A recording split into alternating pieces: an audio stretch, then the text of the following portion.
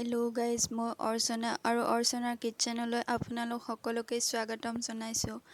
আজি মই আপোনালোকৰ ওচৰলৈ নান কাটা বিস্কুটৰ ৰেচিপি এটা লৈ আনিছোঁ। এই বিস্কুটটো বনাবলৈ আমাক বেছি বস্তুৰ প্ৰয়োজন নাই, মাত্ৰ 3টা বস্তুৰ প্ৰয়োজন আছে। আৰু এই 3টা বস্তুৰে আমি ধুনীয়াকৈ অতি সহজতেই নান কাটা বিস্কুটটো বনাবলৈ পাৰোঁ। আৰু এই বিস্কুটটো খাবলৈ বহুত সোৱাদযুক্ত হয়, একেবাৰে দোকানত কিনি অনাৰ নিচিনা। আপোনালোকেও ইচ্ছা কৰিলে এই ৰেচিপিটো ট্ৰাই কৰি চাব পাৰে। বলকচোন এতিয়া আমি ৰেচিপিটোলৈ আগবাঢ়ো। বিস্কুটটো বনাবলৈ আমাক প্ৰয়োজন হ'ব ময়দা আৰু চেনি গুড়ি আৰু ৰিফাইন। মই গোটেইখিনি বস্তু এটা কাপেৰে জোখ কৰি লৈছোঁ। মাত্ৰ মই ময়দাখিনি কাপটোৰ পৰা বাতি এটাত ঢালি লৈছোঁ। ময়দা লৈছোঁ 1 কাপ, চেনি গুড়ি লৈছোঁ আধা কাপ আৰু ৰিফাইন লৈছোঁ এই কাপটোৰ জোখমতে 3 ভাগৰ এভাগ। এতিয়া মই গোটেইখিনি বস্তু ডাঙৰ বাতি এটাত মিলাই ল'ম।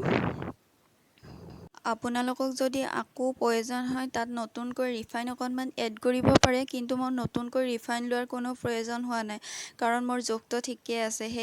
আৰু এতিয়া মই এইখিনি ভালকৈ মিক্স কৰি ল'ম আৰু হাতেৰে লাডু বনাব পৰা হৈছে নাই চাই ল'ম। যদি লাডু বনাব পৰা হৈছে তেতিয়াহ'লে এই মিক্সিংটো আমাৰ ধুনীয়া হৈ গৈছে। আৰু এতিয়া আমি ৰুটি বনাবলৈ যেনেকৈ গোল গোল কৰি লওঁ তেনেকৈ গোল গোল কৰি ল'ম আৰু হাতৰ তলুৱা দুখনেৰে এটা শ্বেপ দি যাম।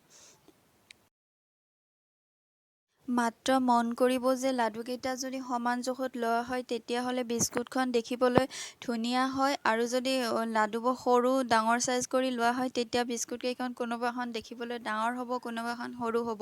সেইকাৰণে আমি পাৰিলে গোটেই লাডুকেইটা জোখমতে প্ৰথমতে লৈ ল'ব লাগে আৰু তাৰপিছত হাতৰ তলুৱাৰে এনেকৈ গোল গোল কৰি শ্বেপ দি যাব লাগে। এতিয়া আমি এখন ষ্টীলৰ থাল ল'ম আৰু তাত অকণমান বাটাৰ বা ৰিফাইন সানি ল'ম। মই কিন্তু মোৰ ওচৰত বাটাৰ নাছিলে, সেইকাৰণে মই ৰিফাইন লৈছোঁ। এতিয়া অকণমান ৰিফাইন লৈ গোটেই থালখনতে আমি ৰিফাইনখিনি লগাই ল'ম।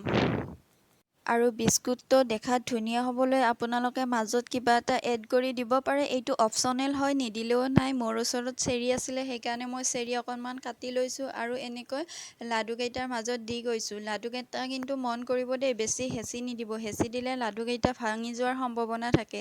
সেইকাৰণে জাষ্ট ওপৰত বহাই দি যাব আৰু পিছত আঙুলিৰে অকণমান লাহেকৈ হেঁচি দিব পাৰে আৰু।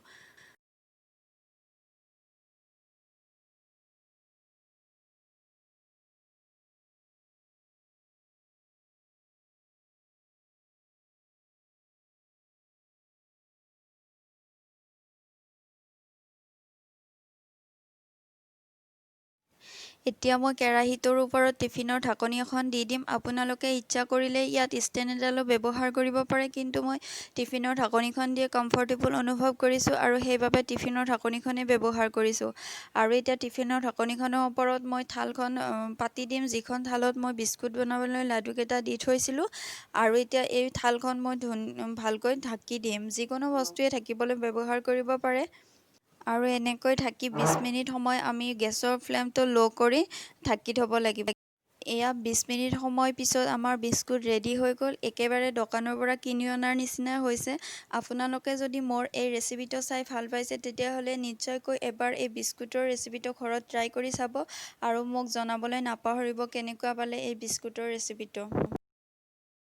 আশা কৰিলোঁ মোৰ আজিৰ এই ভিডিঅ'টো চাই আপোনালোক সকলোৱে ভাল পালে, আৰু যদি মোৰ ভিডিঅ'টো চাই ভাল পাইছে তেতিয়াহ'লে মোৰ ভিডিঅ'টোত এটা লাইক কৰিব, কমেণ্ট কৰিব আৰু ভিডিঅ'টো শ্বেয়াৰ কৰিব।